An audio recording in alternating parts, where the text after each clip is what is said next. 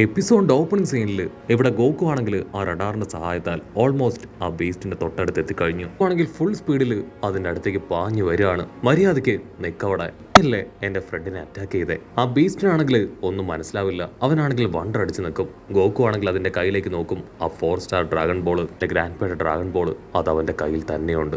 So അതിനർത്ഥം നീ തന്നെയാണ് എന്റെ ഫ്രണ്ടിനെ കൊന്നത്.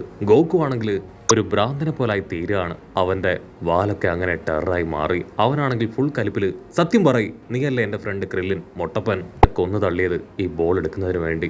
അതിനവൻ പറയും, അതെ ഞാൻ തന്നെയാണ് ആ മൊട്ടപ്പയ്യനെ കൊന്നു തള്ളിയത്. അവൻ എന്നെ തടയാൻ ശ്രമിച്ചു, അതുകൊണ്ട് എനിക്ക് അവനെ കൊല്ലേണ്ടി വന്നു. കട്ട് ചെയ്താ ഇപ്പൊ ഫ്ലാഷ് ബാക്ക് കാണിക്കും. ഫ്ലാഷ് ബാക്കില് മൊട്ടപ്പനാണെങ്കിൽ അതിനെ കണ്ട് പേടിച്ച് നിൽക്കുകയാണ്. ആങ്കർ ആണെങ്കിൽ പേടിച്ച് എന്തൊക്കെയോ വിളിച്ചു പോവും.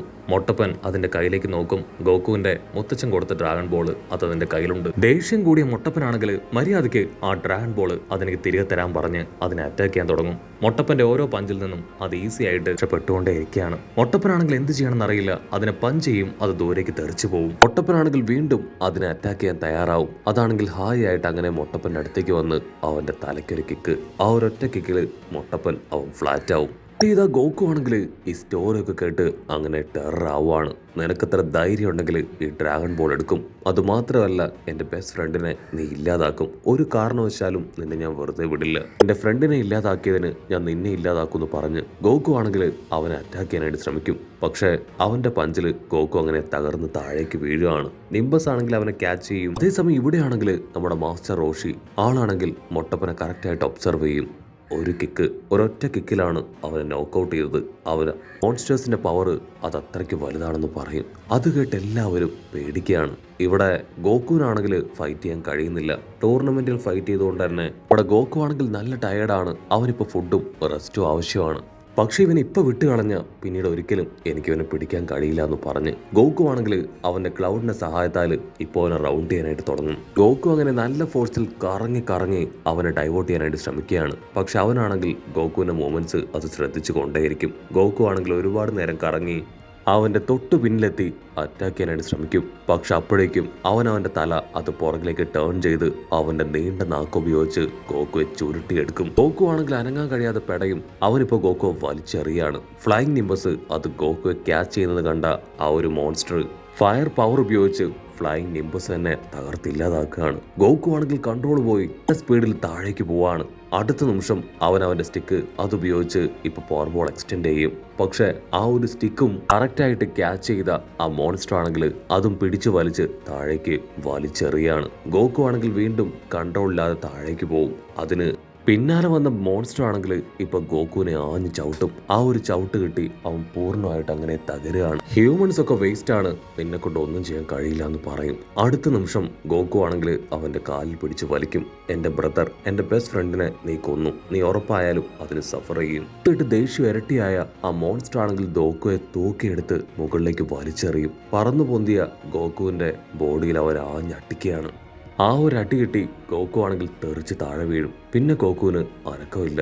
ഉടനെ ആ മോൺസ്റ്റർ ആണെങ്കിൽ അവിടുന്ന് ഫ്ലൈ ചെയ്ത് ദൂരേക്ക് പോകും. കട്ട് ചെയ്താ നമ്മുടെ ആൾക്കാരെ കാണിക്കും. അവരാണെങ്കിൽ ഒരുപാട് വിഷമത്തില് അങ്ങനെ ഗോകുവിന് വേണ്ടി വെയിറ്റ് ചെയ്യാണ്. ഗോകു പോയ അപകടത്തിന്റെ വ്യാപ്തി അതിപ്പോ അവർക്ക് നന്നായിട്ട് അറിയാം. ബോൽമയ്ക്കാണെങ്കിൽ ഒരു സമാധാനവും ഇല്ല. ഗോകു ദയവ് ചെയ്ത് നീ തിരികെ വായോ, ഞാനാണ് ഇതിനെല്ലാത്തിനും കാരണക്കാരി. ആ റഡാർ നിനക്ക് തന്നതുകൊണ്ടാണ് മാസ്റ്റർ പറഞ്ഞത് കേൾക്കാതെ ഇവിടുന്ന് പോയതെന്ന് പറഞ്ഞ് അവൾ തല താഴ്ത്തി നിൽക്കും.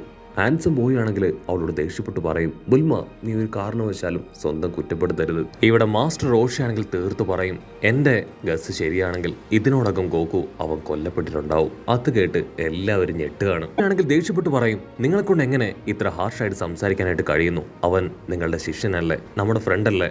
റോഷി ആണെങ്കിൽ തലയ്ക്ക് കൈ കൊടുക്കും.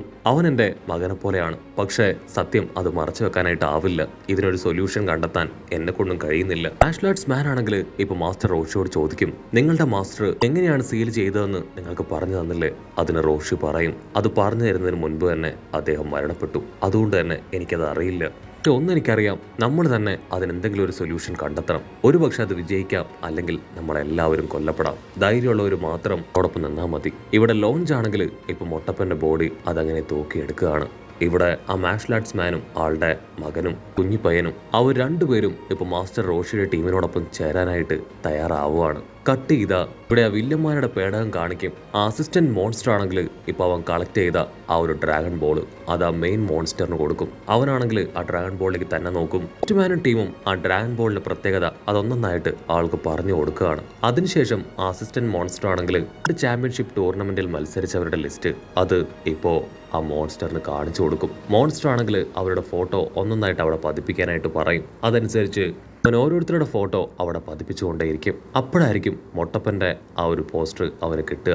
അവനാണെങ്കിൽ മൊട്ടപ്പന്റെ പോസ്റ്റർ കണ്ട് പൊട്ടിച്ചിരിക്കും. ഈ പയ്യനെ എനിക്കറിയാം. ഡ്രാഗൺ ബോൾ എടുക്കുന്ന സമയത്ത് ഞാൻ ഈ പയ്യനുമായിട്ട് ഫൈറ്റ് ഉണ്ടായി. ഈ പയ്യനെ ഞാൻ തീർത്തു. അവനാണെങ്കിൽ ഇപ്പൊ മൊട്ടപ്പന്റെ ആ ഒരു പോസ്റ്റർ അതങ്ങനെ ചുരുട്ടിക്കൂട്ടി ദൂരേക്ക് വലിച്ചെറിയും.